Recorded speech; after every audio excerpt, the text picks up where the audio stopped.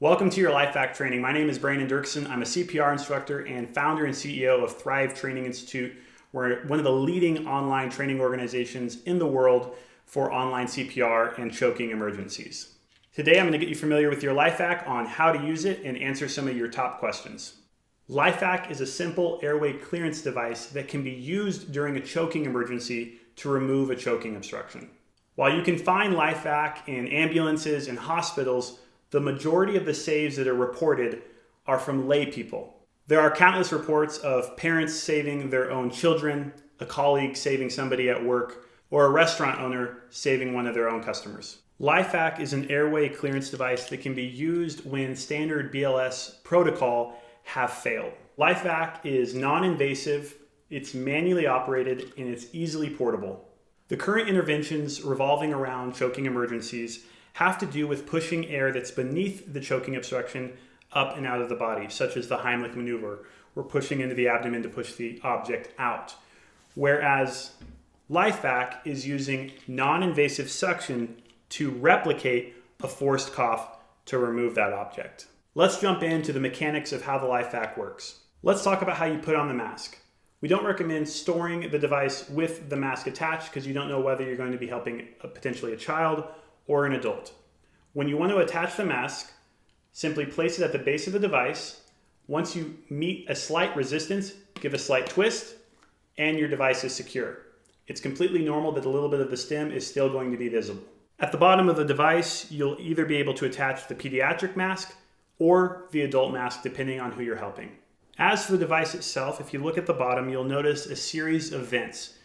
These vents are also accompanied with a one-way valve so that when you push down, the air comes out, but it doesn't allow the air to come back in. And that's why you hear that rattling sound. Then at the top of the device, you have your accordion bellows and your handle. We use these in an accordion-like motion to be able to create that pressure. And it's important to note, because of the help of the one-way valve, when you push down on the victim's airway with your mask, you're not going to push that object further into their airway.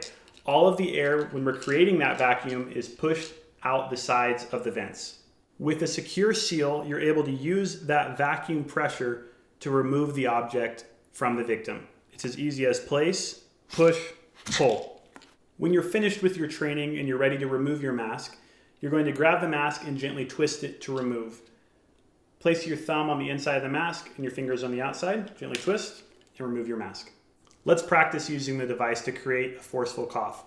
It's as easy as place, push, pull. To place the device properly on the choking victim, you're going to set the device just over the bridge of the nose and just above the chin.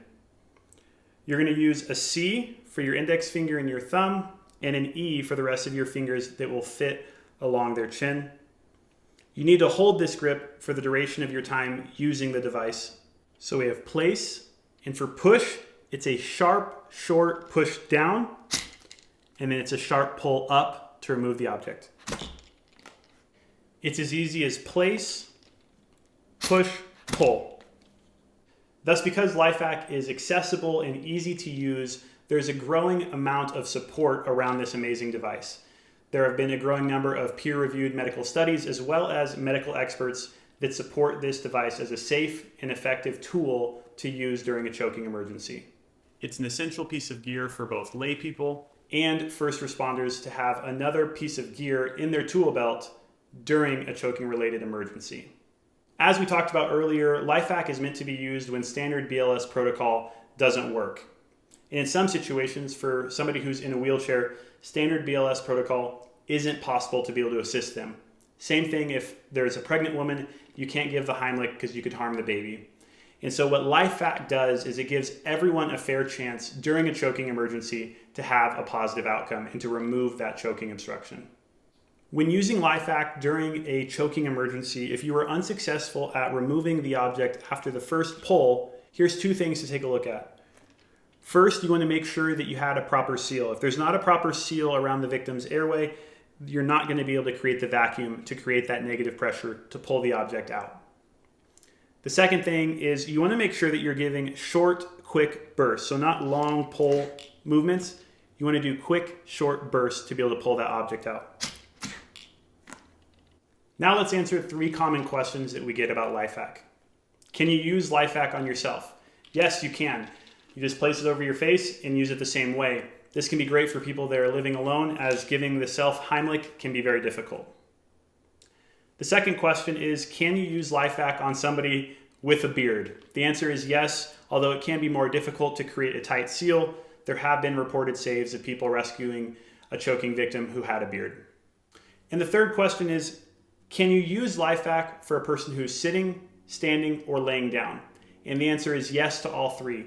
There have been reported saves of LifeVac being used for people who are sitting, standing, and laying down. And that's just one more reason that makes this device so powerful and so versatile to have in your tool belt during a choking emergency.